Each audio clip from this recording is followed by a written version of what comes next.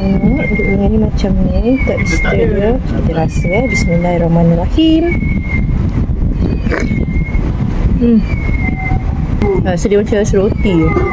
Minyak kuah dia sedap, tak manis sangat, berlemak, tapi ni tak suka dengan tekstur sebab dia macam roti yang direndam dalam susu. Okay, tadi saya beli pani puri juga. Dia dah tolong sebut-sebut ke kat sini. Okay lah, masuk satu dalam ni, kita masuk ruang ni. Masukkan dulu ni. Ni dah 300 yogurt dalam ni. Dan ni kita masuk ke top.